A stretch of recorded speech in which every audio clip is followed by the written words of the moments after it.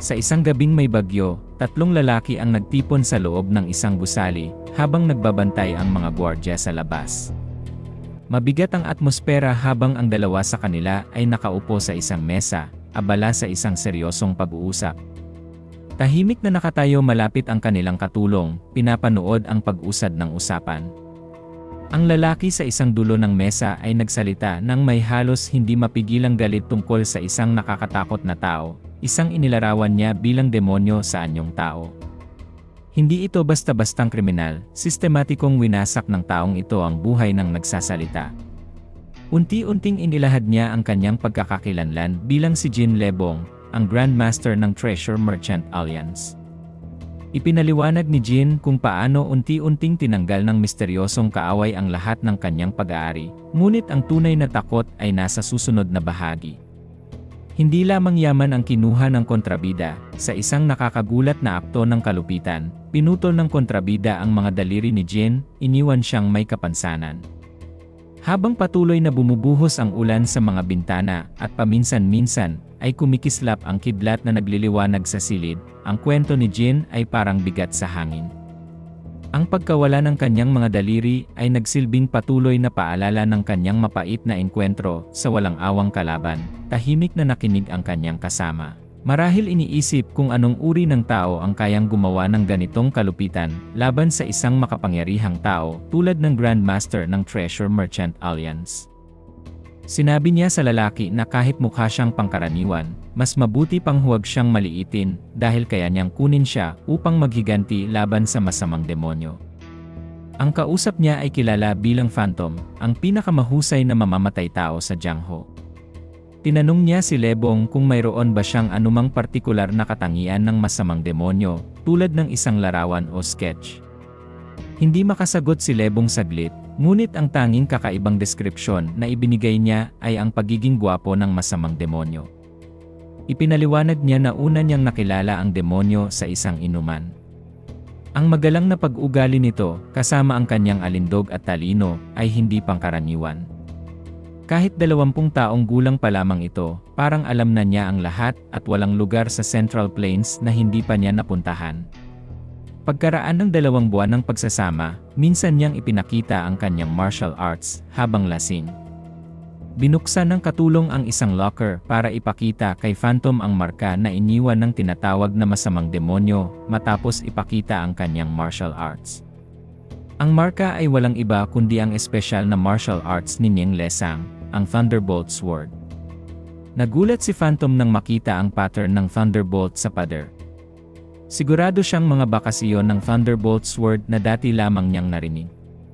Ipinaliwanag ni Lebong kay Phantom na noong nakaraan, si Niang Lesang, isa sa 10 dakilang martial masters ng Jiangho, ay naglaho ilang taon na ang nakalipas matapos ang digmaan sa pagitan ng Orthodox Alliance at ng Demonic Cult.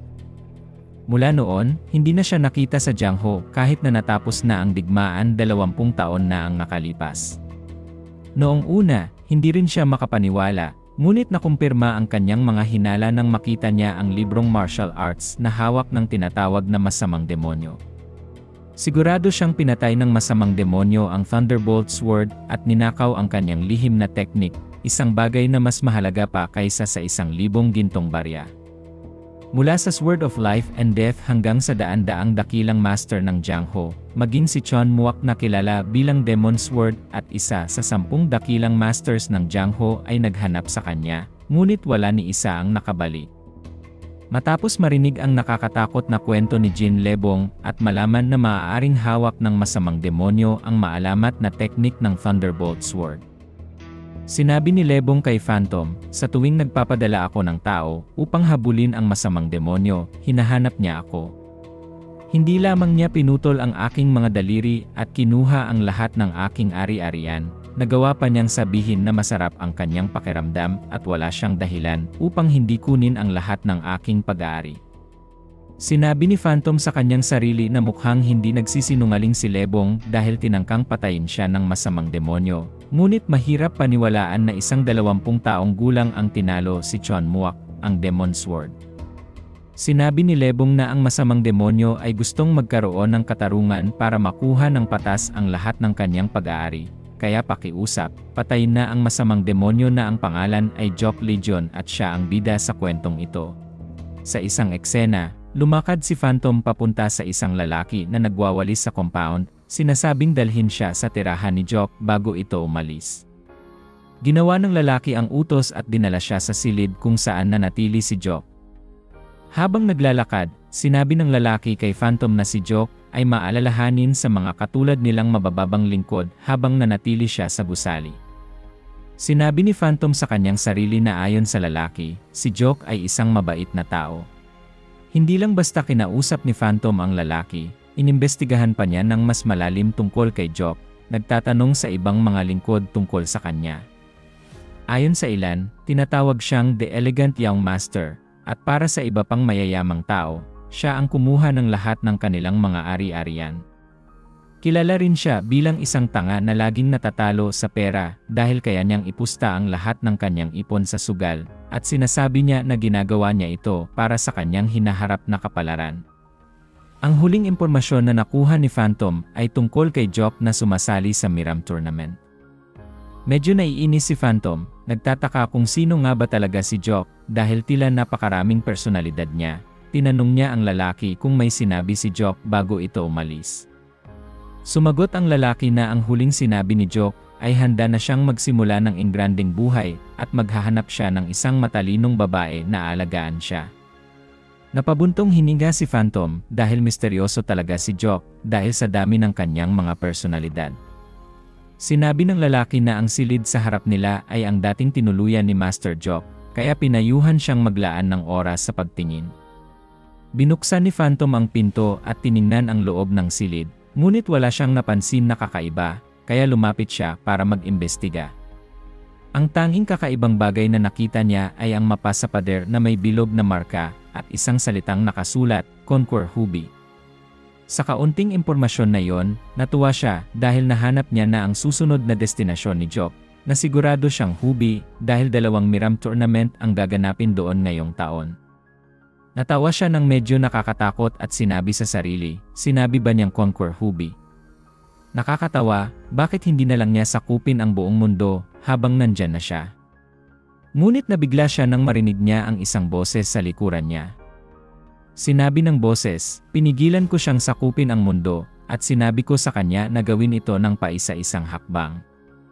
Agad na bumaling si Phantom upang tingnan kung sino yon, ngunit bago niya namalayan, nawalan siya ng malay at natagpuan ang sarili na nakadikit sa pader. Nang bumalik siya sa kanyang ulirat, nakita niyang may 3 tao sa harap niya, umiinom ng tsaa. Tinanong ng isa sa kanila kung bakit pumunta si Jock sa Hubie. Sumagot ang isa, paano ko malalaman kung ano ang iniisip ng madilim na utak niya? Iminungkahi ng nag-iisang babae sa 3 na pumunta na rin sila sa Hubie dahil wala naman silang ibang gagawin. Ngunit sinabi ng lalaki sa kanyang kanan na muling magugulo ang buong Jiangho kapag siya ay sumali. Sinabi ng babae, mahigit 100 taon na ako, kaya ano ba ang halaga ng batas ng mundo para sa isang tulad ko? Pagkatapos ay tinanong niya si Phantom kung gusto niya ng isang baso ng inumin.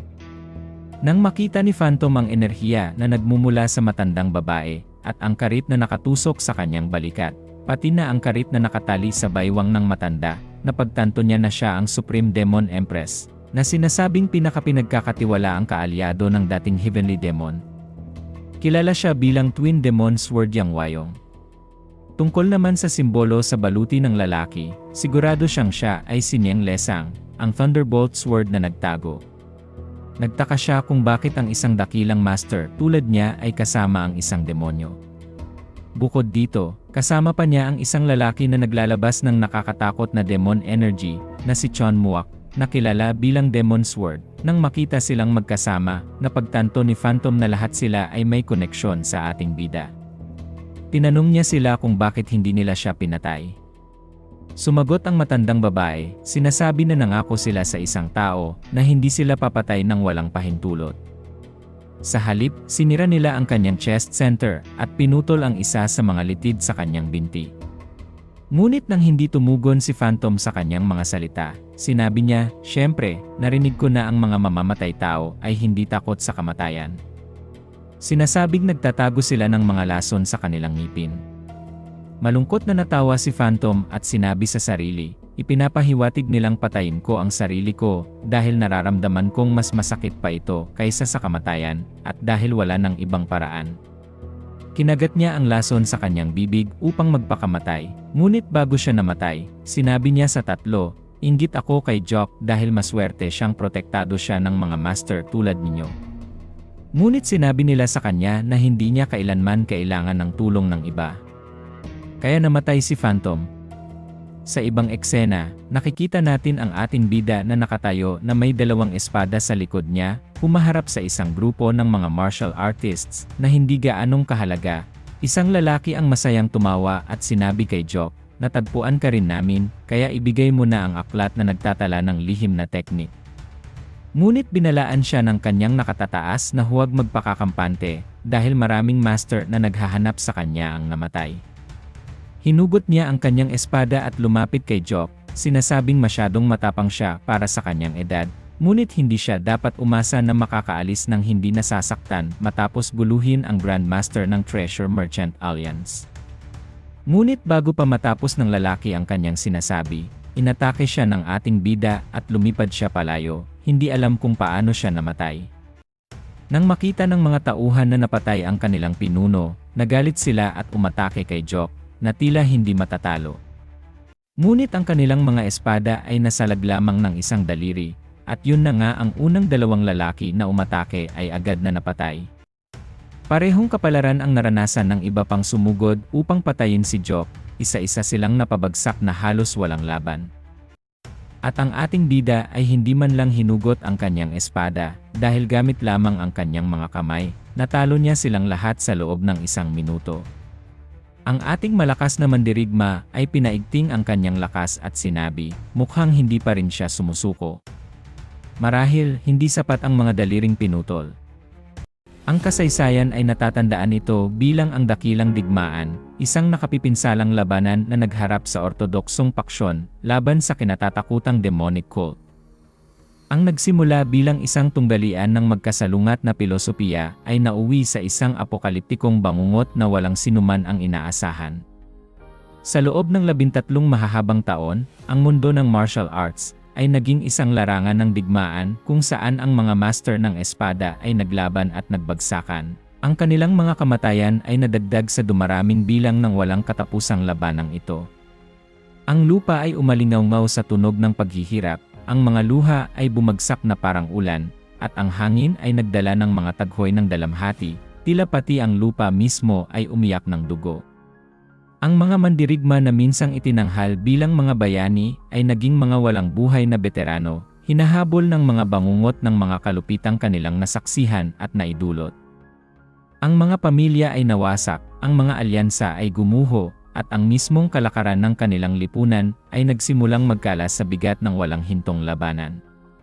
Pagkatapos na parang isang bagyo ng tag-init, natapos ang digmaan.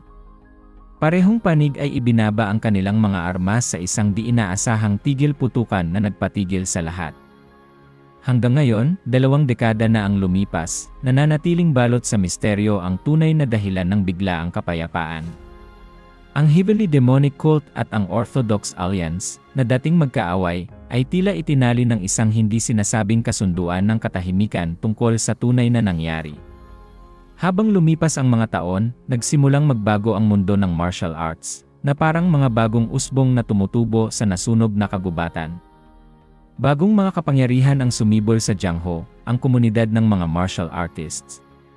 Samantala, ang mga minsang makapangyarihang pamilya na naglaan ng kanilang mga yaman at buhay sa digmaan ay natagpuan ang kanilang mga sarili na humihina, ang kanilang impluensya ay naglalaho tulad ng mga dahon ng taglagas.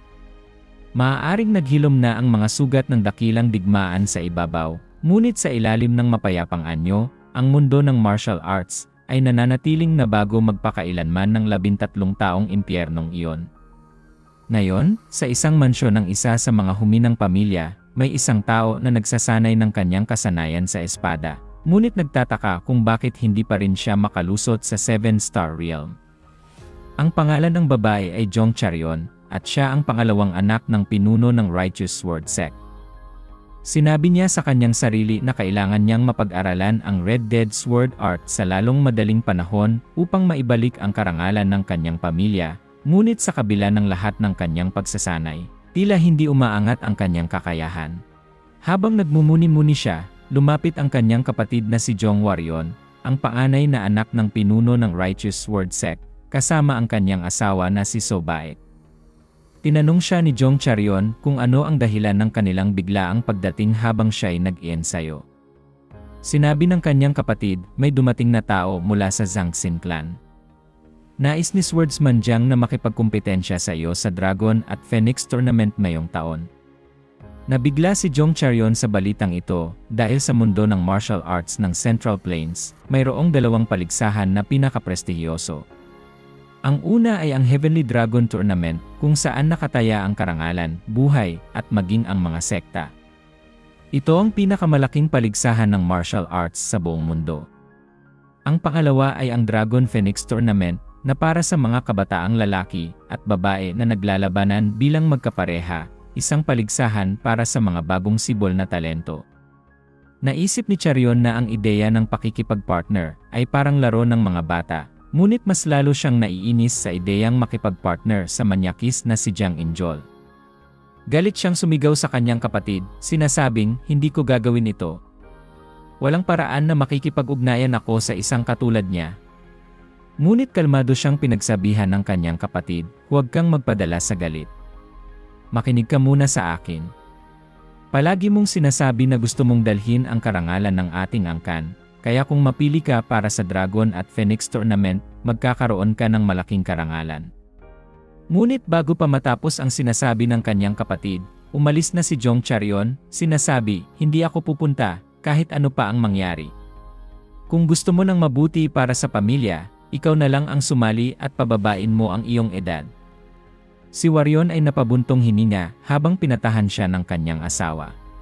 Paano kung magtanim ng galit ang Zangxin clan at maghiganti laban sa ating angkan? Ibig bang sabihin ay maaari nilang gawin ang anumang nais nila dahil lamang sila ay makapangyarihang angkan? Habang pinagmamasdan ang mga tao sa Jiangho na dinadaya ang isa't isa at nasasaktan, mga pakana at panlilinlang nalaganap, tumayo siya doon at nag-isip kung ito ba ang Jiangho na kanyang pinangarap at inasam. Agad siyang lumingon upang tingnan ang mga tao na ginagaya ang mga pangyayari noong mga nakaraang taon. Nagkukunwari silang ang pinuno ng Alliance ang nagtapos ng digmaan sa pamamagitan ng pagkatalo sa Heavenly Demon. Ngunit itinuturing ni Charion na ang kanilang kwento at pagganap ay hindi totoo dahil wala pang naihahayag tungkol sa kung paano natapos ang dakilang digmaan sa pagitan ng ortodoksong paksyon at ng demonic cult. Sa kanyang pagkagulat, biglang lumitaw si Jok sa kanyang likuran at sinabi na mayroon din siyang kaparehong kaisipan. Dahil ang Heavenly Demon's 9 Calamities Demon Technique ay tinatawag din na Invisible Demon Art at sa isang one-on-one na laban, walang makakatalo sa kanya. Bukod pa rito, ang dakilang digmaan sa pagitan ng Orthodox Alliance at ng Demonic Cult ay hindi natapos sa ganoong kababaw na paraan. Tumingin si Charion sa kanya na may pagtataka. Iniisip niya kung ano ang pakay ng kakaibang lalaking ito. Sa kalmadong tono, sinabi ni Jok na siya ay nauuhaw kaya dapat silang maghanap ng inuman at ipakita sa kanya ni Charion ang daan dahil ito ang kanyang unang beses sa Wuhan. Naisip ni Charion kung ano ang sinusubukang ipakita ng lalaki na may inosenteng mukha at sinabi niya sa kanya na kung siya ay isang martial artist, hindi siya dapat umasta na parang walang kwentang tao. Dahil mayroon pa siyang ibang gagawin, nagpaalam siya at sinabing aalis na siya. Habang paalis na siya, tinanong siya ni Jok kung sa tingin ba niya ay ang kasalukuyang Jiangho ay may ganong kalaking halaga. Nabigla siya sa tanong kaya tinanong niya kung ano ang ibig niyang sabihin.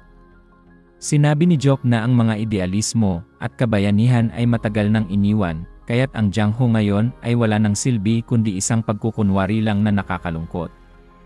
Naramdaman ni Charion na ang kanyang mga salita ay isang insulto sa Jiangho, ngunit nagdesisyon siyang huwag magpadala sa emosyon, kaya kalmado niyang sinabi na kung ang Jiangho ay ganoon kasama, bakit siya pa rin naninirahan dito?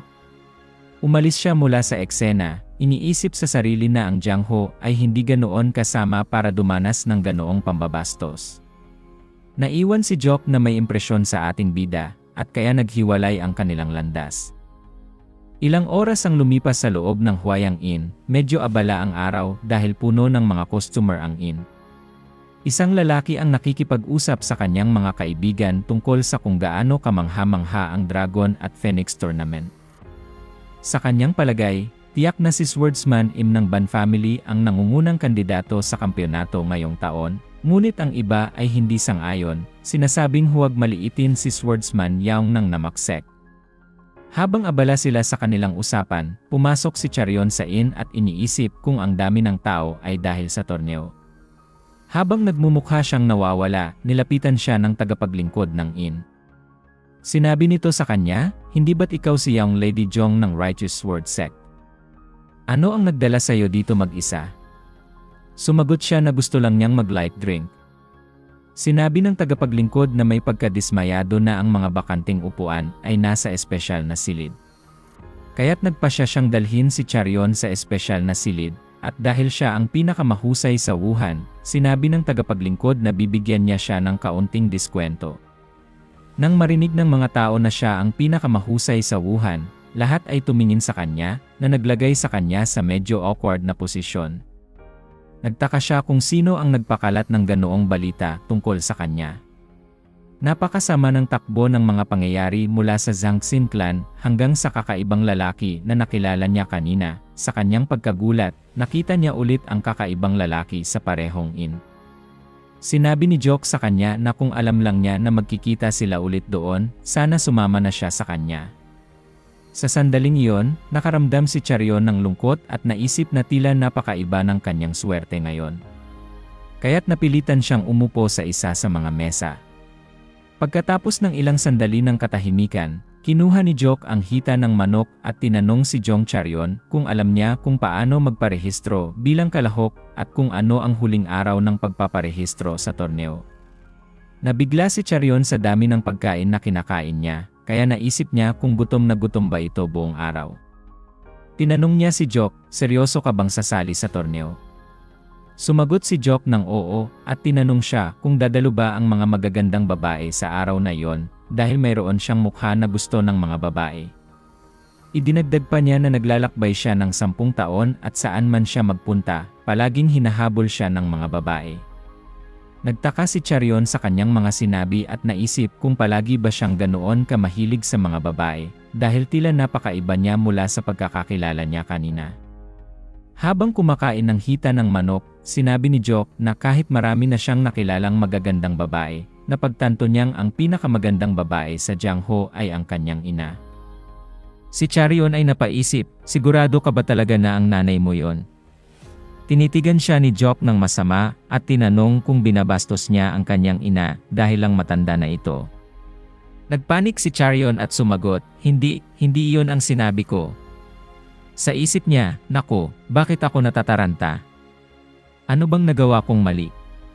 Kumuha si Jock ng hipon mula sa kanyang plato at sinabi na bukod pa roon, kinakabahan siya tungkol sa isang malaking pangyayari kaya't nagiging mas malakas ang kanyang gana. Tinanong siya ni Charion kung dahil ba ito sa torneo, ngunit sumagot si Jock, "Hindi, malinaw na mananalo ako sa torneo. Ang talagang ikinakabahala ko ay ang balak kong sakupin ang Hubi ngayong taon. Kaya sa mga ganitong pagkakataon, sobrang nagugutom ako dahil maraming dapat alalahanin at gawin."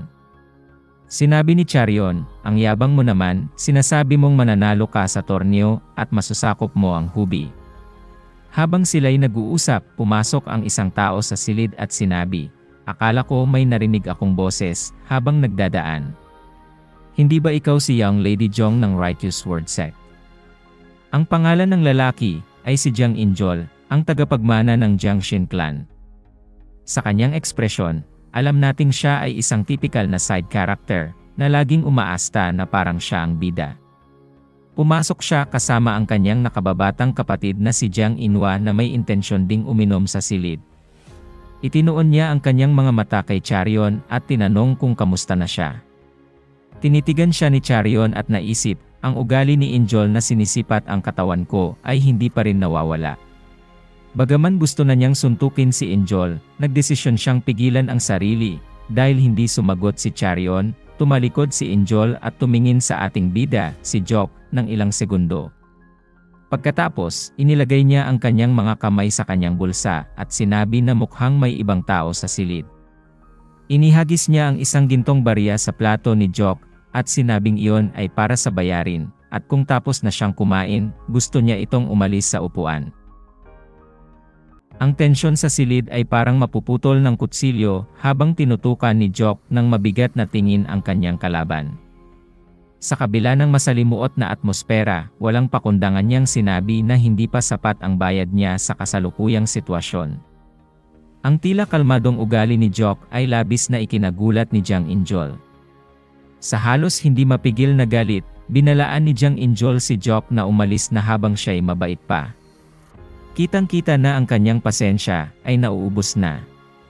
Nang mapansin ni Jiang Injol ang napakalaking espada ni Jock, tumawa ito ng may pangungutya. Tinutukso si Jock na ang pagiging miyembro ng Jiang Ho ay ang pinagmumulan ng kanyang kayabangan. Naging mausisa si Jiang Injol at sinilip ang napakalaking espada ni Jock. Nagdesisyon siyang ipakita ang kanyang lakas, kaya't lumapit siya para subukang buhatin ang espada. Gayunpaman, ang kanyang pagtatangka ay nauwi sa kahihiyan dahil ni hindi man lang ito gumalaw kahit 1 pulgada mula sa pagkakalapag. Nanlaki ang mga mata ni Jiang Injol sa pagkamangha habang nagpupumilit siyang buhatin ang espada, hindi makapaniwala sa bigat nito. Sa kanyang isip, nagtataka siya kung paano maaaring magkaroon ng ganitong kabigat na espada. Habang unti-unting lumulubog sa kanyang isipan ang kanyang sitwasyon, natagpuan ni Jiang Injol ang sarili sa isang mahirap na kalagayan.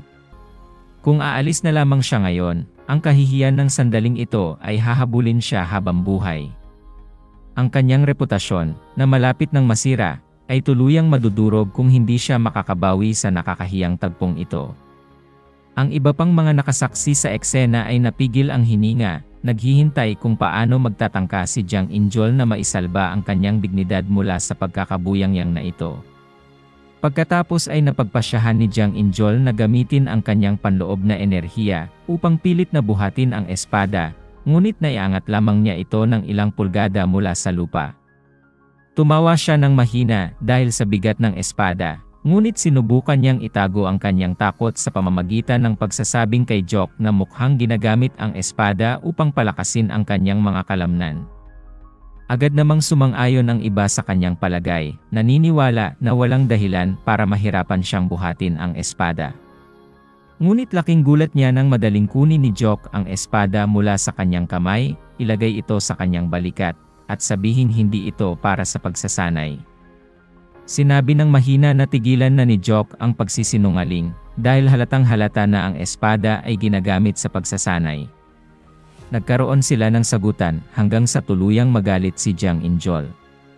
Pinalabas niya ang kanyang enerhiya at tinanong si Jock kung niloloko ba siya nito. Ngunit bago pa lumala ang sitwasyon, pinigilan sila ni Charion, na lubhang ikinagulat ng lahat, maging si Jiang Injol. Hindi makapaniwala si Injol at sinabi, "Interesado ka ba sa akin? Mukhang tinititigan mo ako ng mainit na mga mata." Hinawakan niya ang kamay ni Charion at sinabing sasali rin sila sa Dragon at Phoenix Tournament, kaya mas mabuting magkilala na sila ng mas maaga. Ngunit mabilis na binawi ni Charion ang kanyang kamay at sinabing, paumanhin, ngunit nagpa siya na akong makipag-partner sa iba. Nagulat si Jiang Injol sa desisyon ni Charion at tinanong siya kung bakit ayaw niyang makipag-partner sa kanya. Sumagot si Charion, dahil ang paggamit ng kapangyarihan ng iyong pamilya upang ipilit ang mga bagay sa akin ay mababaw at nakakahiya. Hindi inaasahan ni Injol ang ganoong sagot. Kumalma siya at tinanong kung sino ang magiging kasama ni Charion, ngunit hindi siya nakasagot dahil wala pa talaga siyang kasamang partner. Hanggang sinabi ni Jock, ako ang magiging kasama niya. Nagulat si Jiang Injol, ano? Lumapit ang kapatid ni Injol at tinanong si Jock, alam mo ba kung sino ang kausap mo? Sumagot si Jock ng walang interes, hindi. Ikaw, alam mo ba kung sino ako? Sumagot ang babae, syempre hindi. Sinabi ni Jock, may dalawang klase ng reaksyon ang tao kapag nakaharap sa hindi kilala. Alinman ay binabaliwala o kinakatakutan nila ito. Pero ikaw, pareho mong ginagawa. Binabaliwala mo ako dahil hindi mo ako kilala, habang umaasa kang matatakot ako kay Injol. Hindi mo ba napapansin, medyo salungat ang iyong iniisip? Sumagot ang babae ng nakangiti, hindi ako sigurado. Galit na sinabi ni Jiang Injol kay Jock, talagang may tapang ka. Tahimik na sumagot si Jock, oo, dapat lang na may tapang ako, dahil kumakain ako ng maayos. Sabi nila, ang mga taong malakas kumain, malakas din magsalita. Habang papasira na ni Injol ang mesa, dahil sa galit, sinabi ni Jock, mag-ingat ka, baka matapon ang pagkain. Sandaling hindi makapagsalita si Injol, pagkatapos ay inayos ang kanyang damit at sinabi, magkikita tayo sa Dragon at Phoenix Tournament. Pagkatapos ay umalis siya ng silid. Bago umalis, huminto ang kapatid ni Injol, tumingin kay Jock, at sinabi ng may ngiti, makikita kita muli. Nagkaroon ng katahimikan sa silid, at si Charion ay nag-isip, nasa malaking gulo ako, lalo na sa ugali ni Injol. Ang ating bida, si Jock, na tila walang alam sa takot, ay nagsabi kay Charion, ngayon na nandito na tayo, babaguhin ko ang plano. Dapat tayong magpartner sa torneo. Hindi maintindihan ni Charion kung ano ang ibig sabihin ng babaguhin. Tinanong niya, hindi mo ba talaga balak sumali mula sa simula? Sumagot si Jock, oo, kaya kailangan kong baguhin. Nagulat si Charion, huwag mong sabihing ang tinutukoy mo ay ang Heavenly Dragon Tournament noong sinabi mong gusto mong sumali. Sumagot si Jock, oo. Hindi makapaniwala si Charion. Tinanong niya, bakit hindi mo agad pinalo si Injol gayong napakahusay ng iyong mga kasanayan sa martial arts? Sumagot si Jock, hindi ako nananakit ng mga bata. Hindi naniwala si Charion sa kanya, iniisip na puro palusot lang ang mga salita ni Jock. Ngunit nang seryosong sinabi ni Jock, hindi sila ang dahilan kung bakit bumagsak ang Jiang Ho, na antig siya sa mga salita nito dahil parang totoo ang sinasabi. Samantala, sa labas ng inn, sinabi ng mga tauhan ni Injol na mukhang interesado si Charion sa kanya dahil halata namang pinagsiselos siya nito. Ang isa pa ay nagdagdag, mukhang hindi siya mananalo dahil tinanggihan niya si Young Master Jiang Injol at sumali sa torneo kasama ang lalaking iyon. Ngunit hindi itinuring ni Jiang Injol na katawa-tawa ang lalaki. Alam niyang hindi biro ang bigat ng espada ni Jock kanina. Iniisip niya kung sino nga ba talaga si Jock. Sinabi niya sa sarili, ang aroganteng babae. Paano siya naglakas loob na tanggihan ako? Sisiguraduhin kong magsisisi silang dalawa sa nangyari ngayong araw. Pagkatapos ay umalis na siya sa lugar. Sa loob ng isang gusali sa sekta ng Righteous Sword, si Jong Warrior ay galit dahil sa katotohanang tinanggihan ni Charion ang alok ng Young Master Jiang Injol nang walang pag-aalinlangan. Sinabi niya sa kanyang ina na narinig niyang nagdudulot ng kaguluhan si Injol sa bahay aliwan dahil siya ay nabigo. Ang kanyang ina, na ang pangalan ay Ansu E, at ang matriarch ng Righteous Sword Sect, ay nag-alala dahil hindi maganda ang mga chismis tungkol kay Young Master Injol. Ngunit sinabi ni Jong Warrior sa kanya na hindi nila alam kung ano ang gagawin ni Injol sa kanyang galit. Itinuring ng kanyang ina na masyadong bata si Charion upang isakripisyo ang sarili para sa pamilya. Idinagdag ni Warrior na hindi lamang tungkol sa pamilya, maaari ring mapahamak si Charion sa parehong pagkakataon. Habang sila ay nagtatalo, si Jong Lichu, ang pinuno ng Righteous Sword Sect, ay nagsabi sa kanyang sarili na ang kanyang asawa at mga anak ay naghihirap dahil sa kanyang mga kakulangan, at kung siya ay nakapagmaster ng Crimson Death Sword Art, magiging makapangyarihan din ang kanyang pamilya ng espada. Sinabi ni Warrior sa kanyang ina na kung talagang tinanggihan ni Charion si Injol, isang seryosong problema ito, kaya kailangan nilang hanapin si Charion. Sa puntong iyon, dumating si Charion at nagsabing hindi na kailangan siyang hanapin dahil iyon ang katotohanan. Naramdaman ng kanyang mga magulang ang ginhawa nang makita siya matapos mag-alala, ngunit wala silang ideya kung sino ang nasa likod niya. Nag-atubiling saglit si Charion, ang kanyang mukha ay bahagyang namula bago siya nagsalita. Gusto kong ipakilala ang aking kapareha para sa Dragon at Phoenix Tournament, malambing ngunit matatag na tinig niya. Ito si Jock, dagdag niya habang tumitingin sa lalaki sa kanyang tabi. Ang buong grupo ay nakatingin sa kanya na may pagkabigla, ang gulat ay maliwanag sa kanilang mga mukha. Ang ilan ay nagpalitan ng mga sulyap, malinaw na nagulat sa kanyang pinili. Nahulog ang silid sa katahimikan sa ilang pintig ng puso, ang tensyon ay nasa hangin, habang sinusubukan nilang unawain ang kanilang narinig. Upang masira ang katahimikan, humakbang si Jock pasulong na may tahimik na kumpiyansa, ang kanyang mga galaw ay maayos. Sa isang magalang na pagtango, binati niya ang grupo. Ang pangalan ko ay Jock Legion, sabi niya sa isang kalmado at malalim na boses, kasunod ng mga formalidad ng kanyang pagpapakilala. Nahuli ng mga mata ni Jock ang isang magarang piraso ng porselana at luwad na nakadisplay sa silid. Sa bihasang mata ng isang batikang mangangalakal, mainat niyang kinuha ang item, sinuri ang pagkakalikha nito. Tinanong niya tungkol sa pinagmulan nito mula sa rehiyon ng Fujian at sa presyo nito, na nagpakita ng malalim na kaalaman sa mga mahahalagang bagay. Ang pinuno ng sekta, na tila bahagyang ipinagmamalaki ang kanyang nakuha, ay isiniwalat na nagkakahalaga ito ng 150 niyang. Gayunpaman, hindi napigilan ni Jock na magbigay ng sariling opinyon, ipinahayag ang bahagyang pagsisisi, habang ipinaliwanag na makukuha niya ang parehong item sa halagang 120 niyang lamang. Ang kanyang pahayag ay may kasamang pahiwatig ng higit na kagalingan sa pagnenegosasyon, na nag-iwan ng bahagyang kurot sa pagmamataas ng pinuno ng sekta. Samantala, isang ibang bagay ang bumabagabag sa isipan ng pinuno ng sekta. Nahihirapan siyang tanggapin ang hindi inaasahang balita na sasali si Charion sa prestihiyosong Dragon at Phoenix Tournament kasama si Young Master Jock. Ang torneo, kilala sa matinding kompetisyon at matataas na pusta, ay hindi isang kaganapang dapat gawing biro. Ang hindi makapaniwalang reaksyon ay nagmumungkahi na may higit pa sa pagsasamang ito kaysa sa unang tingin na nagpapahiwatig ng mga posibleng komplikasyon o sorpresa na maaaring maganap sa panahon ng torneo. Habang humihina ang usapan tungkol sa mga presyo ng porselana, ang umiiral na tensyon tungkol sa torneo ay nananatiling nasa ere. Ang pag-aalinlangan ng pinuno ng sekta tungkol sa pagsali ni Charion, kasama si Jock, ay tila mas malaki kaysa sa hindi direktang pakikipagtagisan tungkol sa tunay na halaga ng artifact.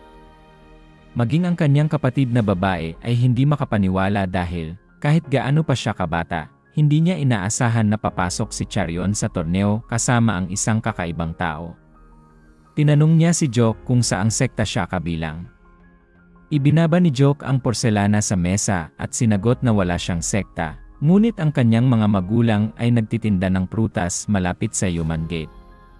Laking gulat ng lahat ng marinig na nagtitinda ng prutas ang kanyang mga magulang malapit sa Human Gate. Tinanong ng pinuno ng sekta tungkol sa mga espada at patalim na dala-dala ni Jock sa kanyang likuran, tinanong kung natutunan niya ang parehong sining ng espada at patalim. Habang tinatanong iyon, inisip ng pinuno ng sekta na ang pagmaster sa sining ng espada at patalim ay isang bagay na ginagawa lamang ng pangatlong rate na mga maton. Kahit na inakala niyang dala lang iyon ni Jock para sa porma, nabigo ang kanyang pag-asa nang sumagot si Jock ng oo, sinasabing natutunan niya ang pareho at may kasanayan siya sa iba't ibang larangan at mula siya sa isang malakas na lahi. Tinanong siya ng pinuno ng sekta, na may gulat na mukha, kung ang mga magulang niyang nagtuturo ng martial arts sa kanya, ay ang kanyang mga magulang na nagtitinda ng prutas. Sumagot si Jock ng o agad na lumapit si Warion kay Charion. Binulungan siya na humingi ng tawad kay Young Master Jiang Injol sa umaga dahil walang paraan na makikipaglaban siya kasama ang isang tao na natuto ng martial arts mula sa kanyang mga magulang na nagtitinda ng prutas. Sa ibang eksena, sa loob ng estate, naglalakad si Charion sa isang daan na mukhang nag-aalala habang iniisip na dinala niya si Jock sa bahay para siguraduhin na hindi siya gagalawin ni Injol. Pero wala siyang ideya kung ano ang gagawin ngayon dahil pinagsabihan siyang humingi ng tawad kay Injol. Huminto siya nang makita si Jock sa harap niya, kaya tinanong niya ito kung hindi ito makatulog. Sinabi ni Jock sa kanya na nahihirapan siyang matulog kapag nagpapalit ng lugar, at may bagay siyang kailangang gawin ngayong gabi, magpapadala siya ng ilang tao sa kabilang buhay ngayon. Hindi alam ni Charion kung siya ba'y nagbibiro o hindi dahil seryoso itong nagsasalita ng ganitong karumal-dumal na biro. Naisip niya kung nagbibiro rin ba ito tungkol sa tindahan ng prutas na binanggit niya kanina. Tinanong niya si Jock kung ano ang klase ng mga magulang nito dahil narinig niya na maganda ang kanyang ina, kaya tinanong niya kung ano ang ama nito. Naisip ni Jock sandali at sinabi na sinusubukan ng kanyang ama na alagaan ang lahat ng bagay habang sumusunod sa mga alituntunin. Bagamat mabuti ito, ipinapataw din ng kanyang ama ang mga alituntunin na yon sa kanya na siyang problema. Dagdag pa, tutol ang kanyang mga magulang na sumali siya sa Jiangho, lalo na ang kanyang ama. Naisip ni Charion na tama nga, hindi miyembro ng Jiangho ang kanyang mga magulang, kaya't siguro ay nag-aalala sila sa kanilang anak. Ngunit ang ikinagulat niya ay nang sinabi ni Jock na tutol ang kanyang mga magulang dahil nag-aalala sila para sa Jiangho. Mali ang pagkakaintindi niya sa sinabi ni Jock, inakala niyang nag-aalala lamang ang mga magulang nito para sa kanya, katulad ng pag-aalala ng kanyang mga magulang para sa kanya, kaya nakaramdam siya ng lungkot. Sinabi ni Jock sa kanya na sa tingin niya ay natunaw na lahat ng kanyang hapunan dahil gulay lang ito, kaya tinanong niya si Charion na may ngiti sa mukha kung magsisilbi ba sila ng mga pagkain karne kinabukasan. Ngumiti si Charion at sinabi sa kanya na tigilan na ang pagsasabi ng mga kalokohan at dapat na siyang umalis pagkatapos ng almusal bukas. Tiningnan siya ni Jock at tinanong kung nag-aalala ba siya para sa kanya. Na-fluster si Charion sa tanong, kaya tumalikod siya at naglakad palayo habang sinasabing nag-aalala siya para sa mga taong makakasalamuha ni Jock sa hinaharap. Sa harap ng isang gusali na naglalabas ng pulang usok, 4 na maton ang nakatayo sa harap ng apoy.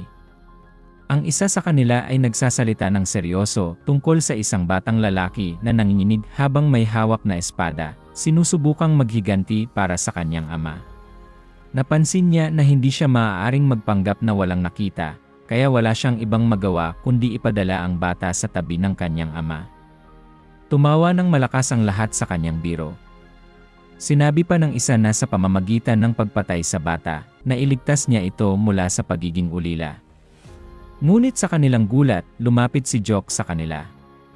Tinanong nila kung sino siya at bakit siya naroon. Alam ba niya kung saan siya naroroon? Sumagot si Jock, oo, nasa Dark Hub ako, isang lugar na kilala bilang Wandering Market. Tumawa sila sa katotohanan na alam niya kung anong klaseng lugar iyon, ngunit nandyan pa rin siya. Sinabi pa niya sa kanyang kasama na mabait na ang mundo ngayon dahil kahit mga bata ay gumagala na dito. Pero si Jock, sa seryosong tono, ay nagsabi na kapag lumabas pa ang salitang bata mula sa kanilang mga bibig, mamamatay sila. Napapigil ang isa sa kanila sa tapang ni Jock. Kinuha nito ang kanyang espada at sinabi kay Jock na tinuturing niya itong bata, kaya hindi siya masyadong nagseryoso. Ngunit wala itong modo, kaya hinugot niya ang espada at galit na sinugod si Jock para patayin. Ngunit bago pa man umabot ang espada sa kanya, pinakawalan ni Jock ang kanyang enerhiya mula sa kanyang palad, gumamit ng isang teknik. Isa sa kanilang grupo ay tinanong ang kanilang kasama kung nabugbog na ba ito ng mga bata. Ngunit sa kanilang gulat, bumagsak na itong patay. Sinabi ni Jock na ito ang araw na ginawa niya ang unang hakbang patungo sa kanyang kinabukasan, kaya wala siyang magawa kundi patatagin ang kanyang loob dahil mahalaga ang sandaling ito para sa kanya. Galit na galit silang lahat at hinugot ang kanilang mga espada para lusubin siya, hindi naman naiintindihan ang kanyang sinasabi. At sinabing dahil mahalaga ang araw na ito para kay Jock, kahit ang mga madalas niyang palayain ay kailangang mamatay ngayon. Sa isang mabilis na hiwa, naputol niya ang mga binti at mga kamay ng mga kalaban. Ang massacre ay hindi natapos doon. Pumatay siya mula sa pinakailalim ng gusali hanggang sa huling palapag, at ang mga bangkay ay nagkalat sa sahig. Bukas ang pinto at sa kanyang harapan ay naroon ang isang malaking matabang lalaki, at ilang mga babaeng nagmamasahe at nagpapaypay sa kanya. Walang takot na lumapit si Jock, at ang mga aliping babae ay nakangiti habang siya ipapalapit. Amoy ni Jock ang pabango sa hangin, kaya sinabi niya na maganda ang atmosfera. Ininom ng matabang lalaki ang kanyang inumin at malakas na ipinalakpak ang kanyang kamay sa upuan. Tinanong niya si Jock kung bisita ba siya at sino ang nais niyang bilhin para gumawa ng ganitong kaguluhan. Ang lalaki, na kilala bilang Gluttonous Emperor, ay ang leader ng Dark Hub. Buong kumpiyansang sinabi ni Jock na gusto niyang bilhin ang pinakamahal na tao sa silid. Natawa ng malakas ang matabang lalaki, iniisip kung paano naglakas loob ang isang batang basa pa ang tenga na bilhin siya. Nagpa siya itong makipaglaro, tinanong si Jock kung may pera ba itong pambayad. Tinanong siya ni Jock kung magkano. Sumagot ang lalaki, 500,000 niyang. Walang pag-aalinlangan, ibinagsak ni Jock ang 500,000 niyang sa sahig at tinanong kung sila'y may kasunduan na. Iniisip ng matabang lalaki na si Jock ay puro salita lang, ngunit hindi niya inakala na may ganoon kalaking pera si Jock at tila may mas marami pang pera sa loob ng bag. Tinanong niya si Jock kung kaya pa ba niyang bilhin siya kung tataasan niya ang presyo. Sumagot si Jock, mabibigo ako kung gagawin mo yan. Nakatingin ng malupit ang matabang lalaki at nagtanong, paano kung patayin kita at kunin ko na lang ang pera mo? Tahimik na tumitig si Jock at sinabing lalo siyang mabibigo kung gagawin niya yon. Pinatalsik ng matabang lalaki ang kanyang mga alila dahil kailangang mabigo niya si Jock. Nagsimula nang maglabas ang mga aliping babae ng mapang-akit na aura para bitagin si Jock. Ang teknik na kanilang ginamit ay sobrang tindi, at walang ordinaryong tao ang makakayanan ito. Halos hindi mapigilan ng matabang lalaki ang kanyang kasiyahan habang pinapanood ang mga pangyayari. Alam niyang ang kapalaran ni Jock ay nakatakda na mula nang tumawid ito sa silid. Ang mga aliping babae na mistulang inosente ay mga bihasang tagapagpraktis ng isang sinauna at makapangyarihang mahika, ang maalamat na blissful dance. Hindi ito basta-bastang pagtatanghal, ito ay isang nakakahumaling na teknik na idinisenyo upang lituhin ang isipan ng mga lalaki at gawing walang laban sa mga mapanirang intensyon ng mga tagapagpraktis. Habang gumagalaw ang mga aliping babae ng may hipnotikong biyaya, lalong tumindi ang kasabikan ng matabang lalaki. Marami na siyang nakita na nalugmok sa kanilang mapanuksong galaw na nahuhulog sa kanilang supernatural na pang-akit hanggang sa huli na ang lahat. Ang sayaw ay hindi lamang isang sining, ito ay maganda, nakamamatay, at tila imposibleng labanan. Ngunit ang katiyakan sa atmosfera ay biglang naglaho nang ang mga aliping babae ay lumipat mula sa kanilang sayaw patungo sa pag-atake, mabilis na hinugot ang kanilang matutulis na mga hairpin. Ang tugon ni Jock ay nagpatigil sa lahat, isang casual na biyaya na tila inaasahan na niya ito mula pa sa simula. Walang kahirap-hirap niyang sinalag ang kanilang mga atake, gamit lamang ang kanyang kamay. Naputol ang tensyon ng may kalmadong tikas, at si Jock ay nagbigay ng tila kritikal na pagsusuri sa kanilang pagtatanghal. Kinikilala niya ang kalidad ng kanilang galaw, na para bang isang propesyonal na taga-suri, ngunit binanggit ang isang mahalagang kahinaan, hindi ito sapat upang tapusin ang kanyang buhay. May konting aliw sa kanyang mga salita, na para bang siya ay nanood lamang ng isang palabas imbes na makaligtas mula sa isang tangkang pagpatay. Ang kasiyahan ng matabang lalaki ay napalitan ng di makapaniwalang ekspresyon nang mapagtanto niyang ang kanyang siguradong plano ay nasira ng isang tao na tila mas naaliw kaysa natakot.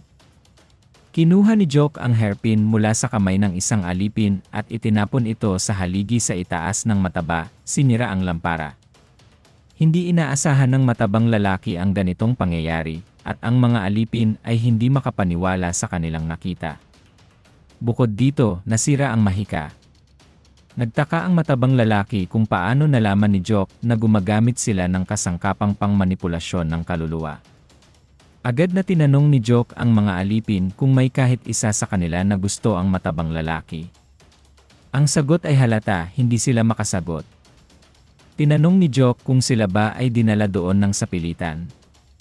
Nakita niya sa kanilang mga reaksyon na sila nga ay pinilit, kaya sinabi niyang umalis na sila at huwag mag-alala sa mga susunod na mangyayari. Ngunit natatakot ang mga babae na umalis sa harapan niya. Hinikayat ni Jock ang mga ito na mag-ipon ng lakas ng loob at umalis na upang makapagpatuloy ng maayos na buhay pagkatapos. Ngunit sa narinig ng matabang lalaki, natawa siya ng malakas.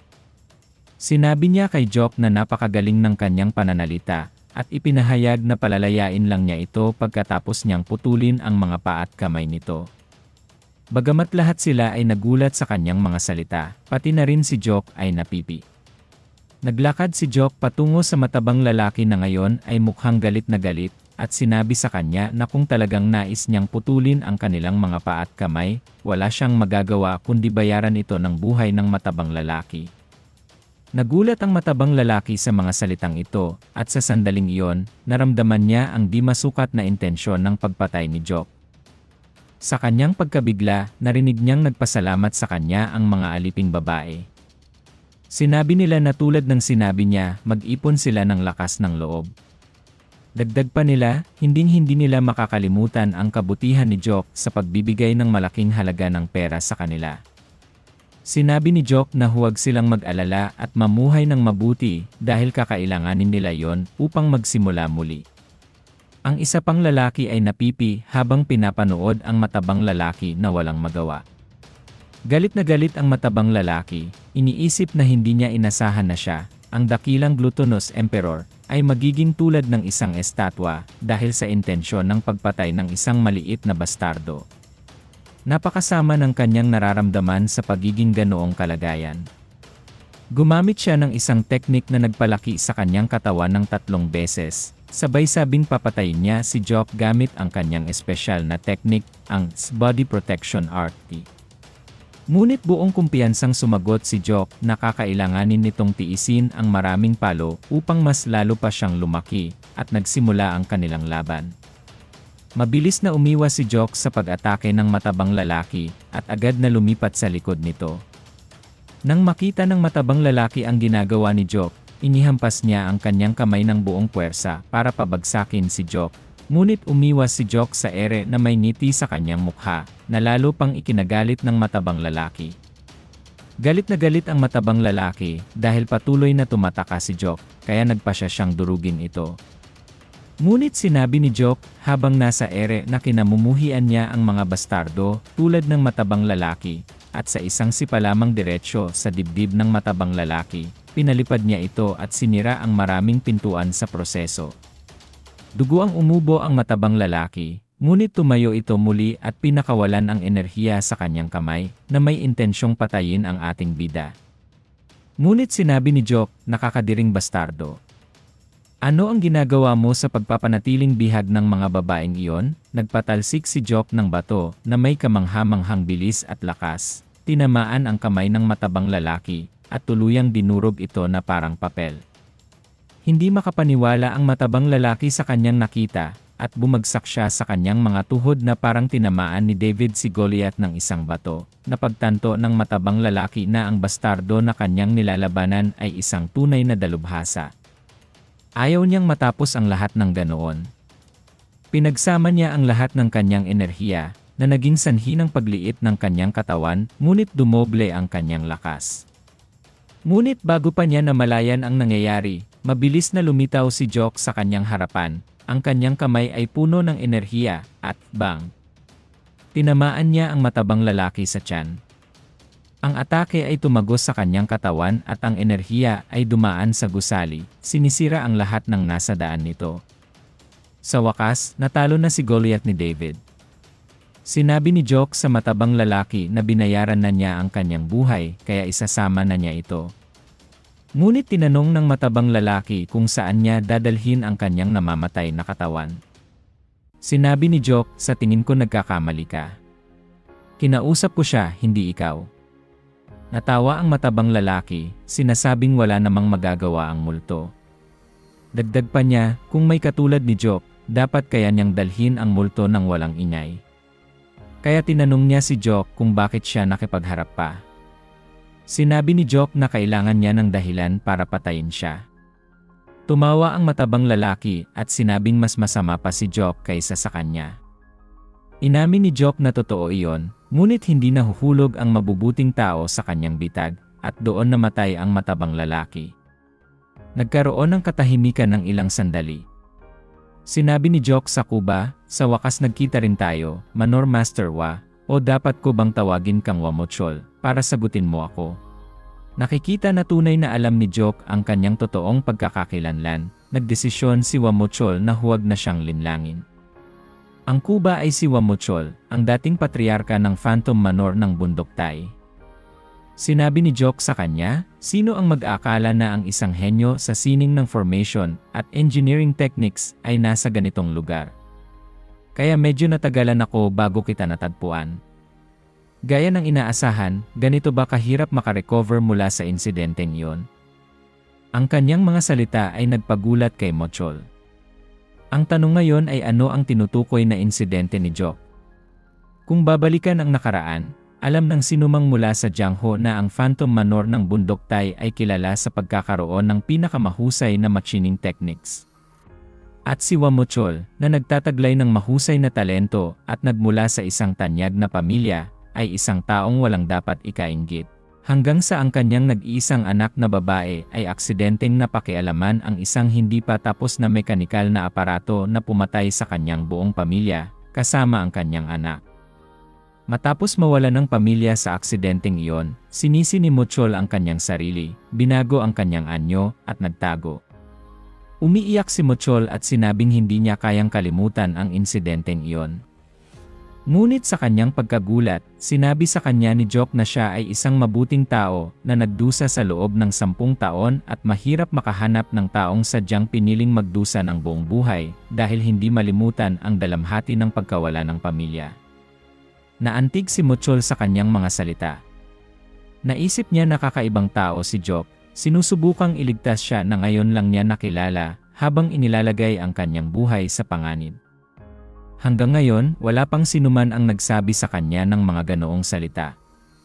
Pagkatapos ay tinanong niya si Jock, paano mo ako gagamitin matapos mo akong bilhin? Sumagot si Jock ng may tiwala, gagamitin kita para sakupin ang Jiangho. Napaluhod si Mochol sa kanyang sinabi at tinanggap ang kanyang bagong kapalaran. Sinabi niya kay Jock, sa ngalan ko, pipiliin kita bilang aking amo at iaalay ang natitirang bahagi ng aking buhay sa iyo. Umiti si Jock at pagkatapos ay sinabi sa kanya, magsimula na tayo. Ngunit wala pa ring ideya si Mochol sa sinasabi ni Jock. Pagkatapos ay pinagana ni Jock ang apoy sa kanyang 2 kamay na may masamang ngiti sa kanyang mukha. Sabay nito, sa labas ng gusali, may isang taong lumapag sa sanga ng puno, nakatingin sa ilalim ng buwan at iniisip kung ang batang master ay nakikipaglaban pa rin. Ang oras ay tila bumagal habang si Mochol ay namangha, habang ang kanyang katawan ay dumaan sa isang kamangha-manghang pagbabago. Sa ilang sandali lamang, ang kanyang pangangatawan ay bumalik sa orihinal nitong anyo, isang bagay na lumalabag sa lahat ng alam niya tungkol sa epekto ng dakilang batas. Ayon sa lahat ng mga guro ng sining ng pakikipaglaban at mga sinaunang teksto, kapag nabago ng dakilang batas ang katawan ng isang tao, ang mga pagbabago ay dapat na permanente at hindi na mababago. Dahil sa hindi kapani-paniwalang pagbabalik na ito, halos hindi na mapigilan ni Mochol ang kanyang mga emosyon.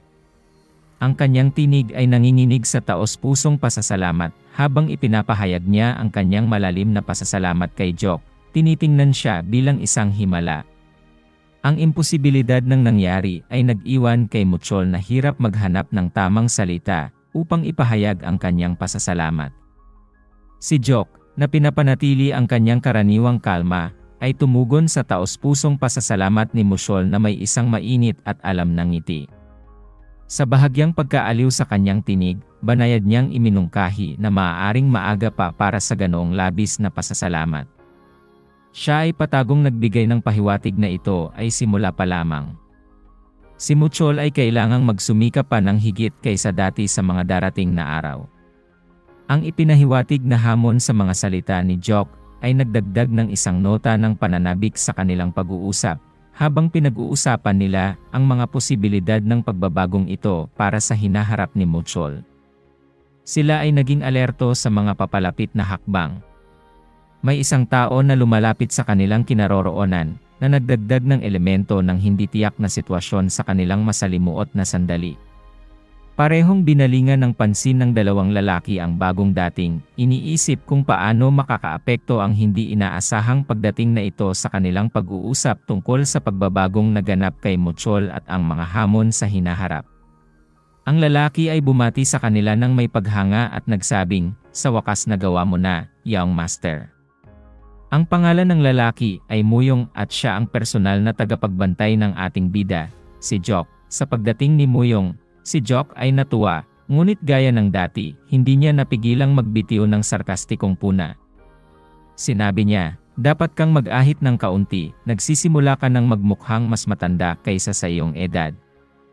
Ang kanyang mga salita ay parang matatalim na palaso na tumama kay Muyong, na nagbiro pang bumuga ng dugo. Pagkatapos, ipinakilala ni Jock si Muyong kay Muchol. Ipinaliwanag na si Muyong ay kanyang pinagkakatiwalaang bantay at siya na ngayon ang magiging responsable sa paggabay kay Muchol sa lahat ng kailangan niyang gawin mula sa puntong iyon. Gayunpaman, nagkaroon ng biglaang pagbabago sa plano. Binanggit ni Jock na sisimulan nila ang kanilang misyon sa Zhangqin clan.